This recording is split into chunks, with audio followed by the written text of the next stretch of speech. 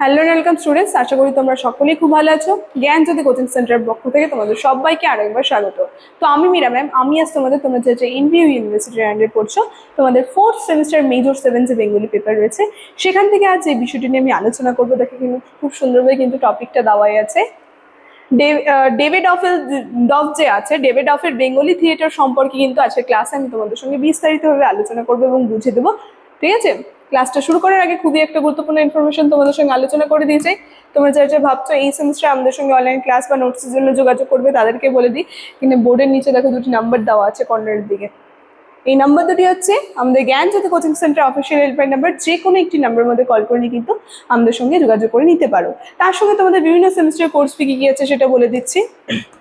দেখো, যারা মেজর কোর্সের স্টুডেন্ট আছে তাদের জন্য কোর্স ফি আছে 1199, আর যারা মাইনর কোর্সে রয়েছে তাদের জন্য কোর্স ফি আছে 699। আর আমাদের কোর্সে যদি তোমরা অ্যাডমিশন নাও, যে সুবিধা তোমরা পাবে সেটা হচ্ছে এখানে তোমরা live classes, regular classes, high কোয়ালিটির নোটস, তার সঙ্গে পাবে তোমরা 100% কম্পালসেশন নোটস কিন্তু তোমরা এখান থেকে পেয়ে যাবে। ঠিক আছে, এই ইনফরমেশনই তোমাদের দেওয়া ছিল। এখন আমি ক্লাসের আলোচনায় চলে যাচ্ছি।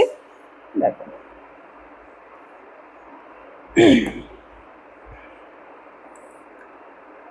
প্রথমে বলেছি আজকে আমি যে বিষয়টি নিয়ে আলোচনা করব সেটা হচ্ছে ডেভিড ডফ যে আছে তার যে রঙ্গালয় রয়েছে, থিয়েটারটা যে রয়েছে, সেই সম্পর্কে কিন্তু আজকের ক্লাসে আমি তোমাদের সঙ্গে আলোচনা করব। ঠিক আছে, কি বলছে? ডেভিড ডফ ছিলেন একজন রুশ দেশীয় জ্ঞান তাপস।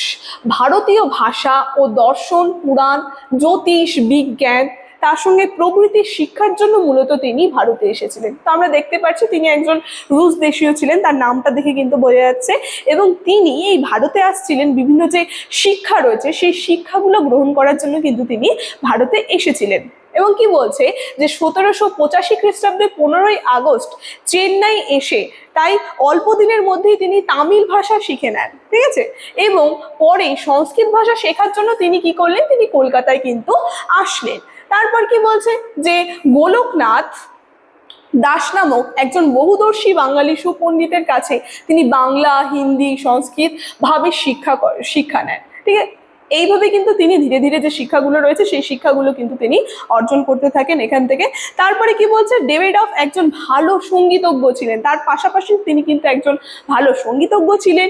তাই বাঙালি নাট্যরস পিপাসা যখন যাত্রাভিনয়ের পরিতৃপ্তি খুঁজছেন, সেই সময় বাংলার অভিনয় জগতে এক অদ্ভুত পূর্ব পরিবর্তন নিয়ে এলেন কে, হেরাসি স্টেফানোভিচ লেবেডফ। ঠিক আছে, তিনি কি করলেন, তো এই যে সেই সময় তিনি একটা সঙ্গীতজ্ঞ ছিলেন, তার বাংলা নাট্যরসের প্রতিও কিন্তু একটা আকর্ষণ হলো এবং তিনি একটা নতুন জিনিস, একটা অদ্ভুত অপূর্ব জিনিস কিন্তু তিনি আর কি পরিবর্তন করলেন, যেখানে বলছে নাট্যশালা নির্মাণ করে প্রথম বাংলা নাটক অভিনয় করালেন, কৃতিত্ব তারই। ঠিক আছে, তো তিনি কি করলেন, তিনি কিন্তু নাট্যশালা যে রয়েছে এই নাট্যশালা নির্মাণ করলেন এবং তারপরে বাংলা নাটক অভিনয় কিন্তু করালেন। এবং কি বলছে, এম জরেলের লেখা দ্য ডিসগাইজ নাটকে বাংলা অনুবাদ গোলকনাথ দাসের সহায়তায় কাল্পনিক সংবদল নামে তিনি তার যে নির্মিত মঞ্চ 2বার অভিনয় করিয়েছিলেন। তাহলে তার নির্মিত মঞ্চের মধ্যে যে নাটকটা রয়েছে, ঠিক আছে, এই নাটকটা কিন্তু 2বার তিনি অভিনীত করালেন।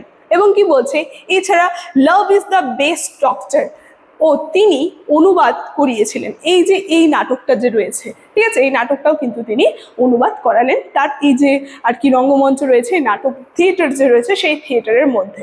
তারপর দেখো কি বলছে, যে মূলে কাজ কলকাতার ইংরেজদের ক্যালকাটা থিয়েটারে এর দৃশ্যপট ও অভিনয় দেখে এবং ইংরেজ অভিনেত্রী মিসেস ব্রিটস নাচ গান দেখে কলকাতার একটি বাংলা নাট্যশালা প্রতিষ্ঠার ইচ্ছা জেগেছিল, যেখানে লেবেডফে। ঠিক আছে, এইভাবে কিন্তু এগুলোর প্রতি তার আকর্ষণ বেড়ে কিন্তু তার ইচ্ছা হলো যে তিনি একটা নাট্যশালা আর কি প্রতিষ্ঠা করবেন। এতে সকলের যেমন চিত্ত বিনোদন হবে তেমনই তার রোজগারও হবে। ইংরেজদের নাট্যশালাগুলিতে কলকাতা তখন ইংরেজি ভাষায় নানা বইয়ের অভিনয় হয়ে চলছে, সুতরাং তাদের সঙ্গে একটা প্রতিযোগিতামূলক মনোভাব তার নাট্যশালা প্রতিষ্ঠায় করেছিল। মানে তার আর কি একটা আর কি এর প্রতি যে একটা আর কি আকর্ষণ, সেই আকর্ষণটা ছিল, তার সঙ্গে কিন্তু একটা যে প্রতিযোগিতা, সেই প্রতিযোগিতার ক্ষেত্রে কিন্তু তিনি তার এই যে নাট্যশালাটা, সেই নাট্যশালাটা প্রতিষ্ঠা করবে বলে সেই অভিপ্রায় করলেন। ঠিক আছে। তারপর কি বলছে, তাই এই সমস্ত কারণে 1795 খ্রিস্টাব্দে কলকাতার 25 নং ডোমুতলায় বর্তমানে এইচরা স্ট্রিটে তিনি বেঙ্গলি থিয়েটার নাম দিয়ে একটি নাট্যশালা প্রতিষ্ঠা করলেন। তাহলে সালটা দেখো কত বলছে, সালটা বলে দিচ্ছে 1995 খ্রিস্টাব্দে। ঠিক আছে, কলকাতা যে রয়েছে সেখানে 25 নং ডোমুতলাতে বর্তমানে যেটা বলছে এইচরা স্ট্রিটে তিনি কিন্তু তার যে নাট্যশালা সেই নাট্যশালাটা প্রতিষ্ঠা করলেন। ঠিক আছে, বলছে তৎকালীন গভর্নর জেনারেলের কাছ থেকে তিনি অনুমতিও যথাসময়ে লাভ করলেন। এই নাট্যশালাতে প্রথম দ্য ডিসগাইজ নাটকটি বাংলায় অনুবাদ করে কাল্পনিক সংবদল মনস্থ করেছিলেন। আর এই যে তার যে নাটকটা রয়েছে দ্য ডিসগাইজ, এই নাটকটা কিন্তু বাংলায় অনুবাদ করে তার যে আর কি নাট্যশালা ছিল সেই থিয়েটারের যে মঞ্চে সেখানে কিন্তু আর কি অভিনয় করিয়েছিলেন। যেখানে বলছে 1775 28 নভেম্বর তারিখে, পরের বছর 1796 21 মার্চ নাটকটি দ্বিতীয় অভিনয় করেছিলেন। একটুক্ষণ আগে তোমাদেরকে বললাম এই নাটকটা কিন্তু দুবার অভিনয় করা হয়েছিল, যেখানে 3 মাসের মধ্যে নিজে নকশা করে বিলিতি রঙ্গমঞ্চের আদর্শে তিনি নাট্যশালাটি তৈরি করেছিলেন। অর্থাৎ এদেশের দর্শকের রুচি ও চাহিদা সম্পর্কে তিনি বিশেষ অবহিত ছিলেন। মানে তার যে একটা এদেশের যে আর কি দর্শক যে রয়েছে তাদের যে রুচি, সেই বিষয়ে কিন্তু তার একটা বিশেষ আগ্রহ ছিল। ঠিক আছে, তো এই ছিল আজকের ক্লাসের আমার আলোচনা। তোমরা পারলে পরে প্রথম থেকে একটু দেখে নাও। আজকের আলোচনার বিষয় তাহলে আমি এখানে শেষ করছি। ভিডিওটি শুরু থেকে শেষ অবধি দেখার জন্য থ্যাংক ইউ।